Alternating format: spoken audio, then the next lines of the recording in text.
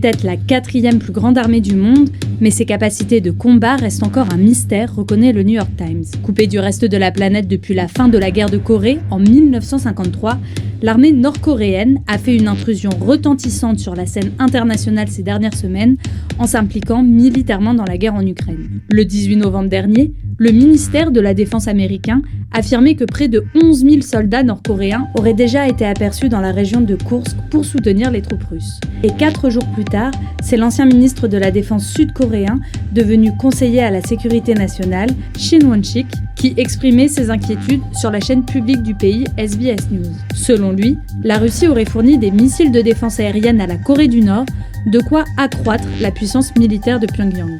Mais alors, que vaut réellement l'armée nord-coréenne ?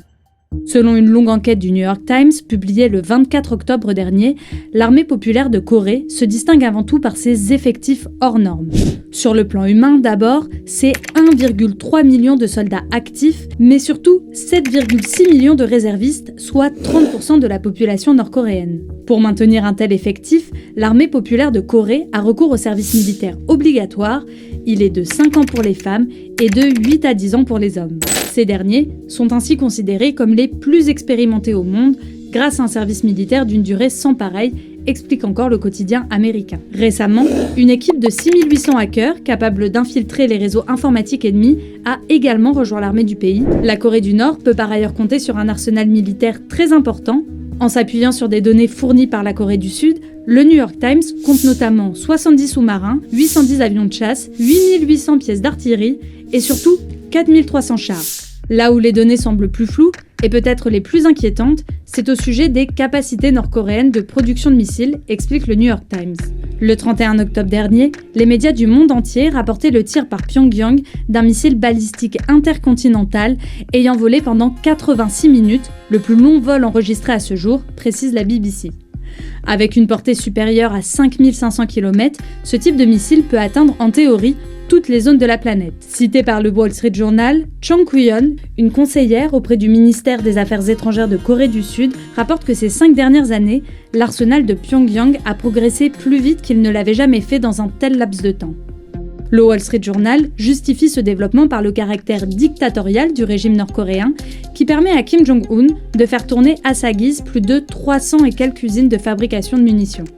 Une menace d'autant plus pesante que depuis 2006, la Corée du Nord est considérée comme un État doté d'armes nucléaires, a rappelé en août 2024 Raphaël Grossi, le directeur général de l'Agence internationale de l'énergie atomique. Pour autant, le New York Times souligne que les décennies de sanctions internationales qui ont ravagé l'économie du pays ont eu des conséquences directes sur ses capacités militaires. Nombre de ces armes conventionnelles sont considérées comme obsolètes et ne sont que des vestiges délabrés d'une époque révolue quand les soviétiques aidaient Pyongyang à se constituer des réserves d'obus et de roquettes. Le quotidien américain rapporte par exemple que les pilotes nord-coréens ne décollent que rarement, faute de carburant. L'autre grand talon d'Achille de cette armée tient à la pauvreté de ses soldats. Le New York Times révèle que la plupart d'entre eux sont en situation de sous-nutrition. Song Han-yeol, un ancien soldat nord-coréen qui a fui en Corée du Sud, a ainsi expliqué au quotidien japonais Asahi Shimbun être passé de 62 à 45 kilos pendant son année dans l'armée. Pour le New York Times, cette situation, cumulée à la rudesse du régime, risque d'accroître les défections en cas d'envoi des troupes à l'extérieur du pays.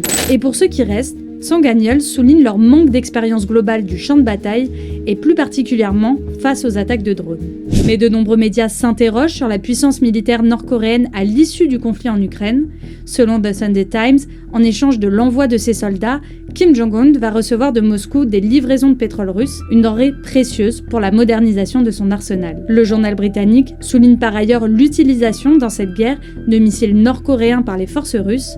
En un an, Moscou aurait tiré 60 missiles KN-23, selon un responsable ukrainien interrogé par le site de CNN, l'occasion pour Kim Jong-un, conclut The Sunday Times, de faire de l'Ukraine un banc d'essai d'armement qu'il pourrait déployer dans ses propres guerres futures.